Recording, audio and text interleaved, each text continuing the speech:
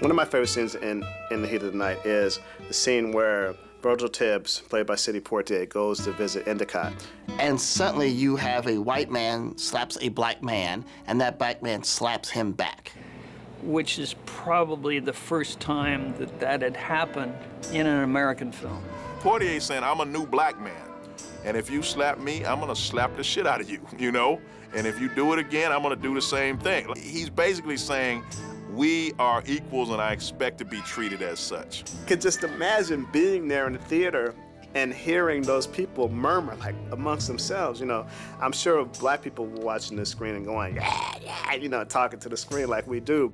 That's such a great scene. They're actually walking to Endicott's house, and Rod Steiger, he like reaches over and he touches that lawn jockey. It alerts you that here's, this is it. This is the Old South. This is the plantation. This is the landed aristocracy. Now, a lot of people looking at this movie now, they might not get it. Well, when I was a kid, it was not strange to drive around the suburbs of Detroit or other places, and people would have lawn jockeys in their yard.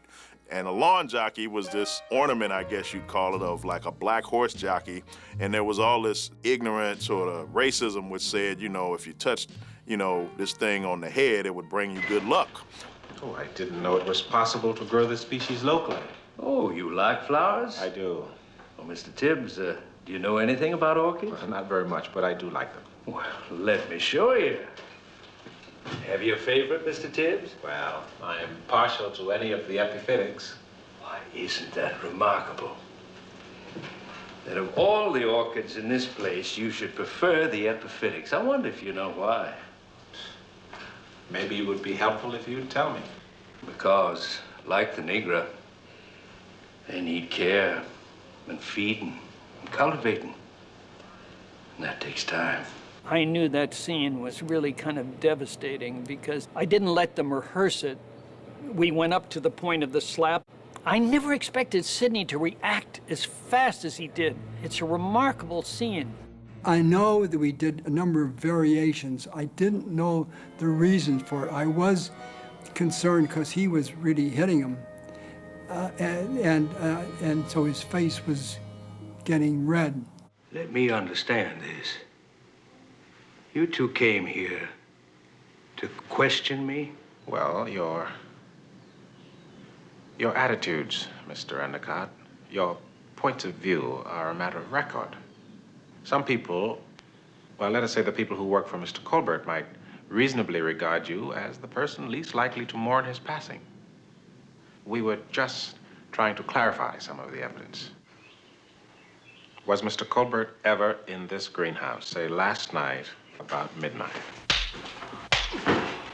It's a real stunner. It's a genuine surprise, marvelously executed in the scene between Sidney and Larry Gates, and made even greater by the reaction of Rod Steiger to it. Gillespie, yeah, you saw it. I saw it. Well, what are you going to do about it? I don't know. When the audience hears him say, I don't know, it relieves the tension. But the important thing is he doesn't immediately take up Endicott's cause, when historically a figure like him, his role would be as a sheriff would be to protect the kind of planter aristocracy of the South, and also to have absolute allegiance to any other white person, regardless of what was at issue. He's so just blown away by this because you wouldn't expect a black man in this environment to do something like this because, of course, he could lose his life, literally. There was a time when I could have had you shot.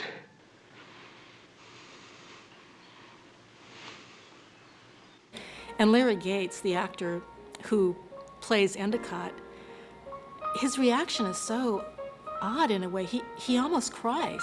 And it really shows you how the world had changed. And an older man like Endicott is suddenly realizing in a tearful way that the old order is gone now. And you have his little butler, that guy, Jester Hairston, who's actually very famous gospel music figure. But he's standing there, and he is probably more disgusted than Mr. Endicott that this black man is like speaking to this white man in such an indignant fashion. As an actor, I suspected Sidney had to dig deep into himself because, you know, Sidney does not like violence.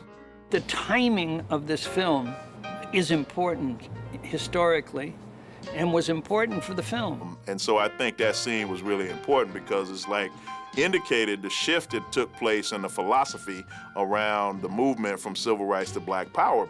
This is not a turn the other cheek moment. This is an eye for an eye moment, and it goes back to the change in the civil rights movement. Malcolm X, figures like, you know, these said, you know, we're not going to turn the other cheek. We're not about nonviolence, you know.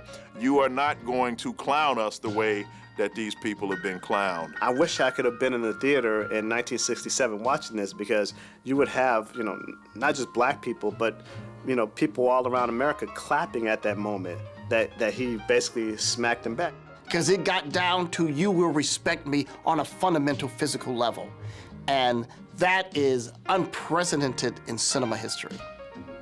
It is a complete game changer, and it's one of those things where you suddenly, there's this ocean of pride that's, you know, that hits you and fills you up. And we will be forever in debt to everyone associated with that film for that moment. So thank you to Norman Jewison. Thank you to Sidney Poitier. Thank you to everyone who made that moment happen. That's an incredible moment in cinema history.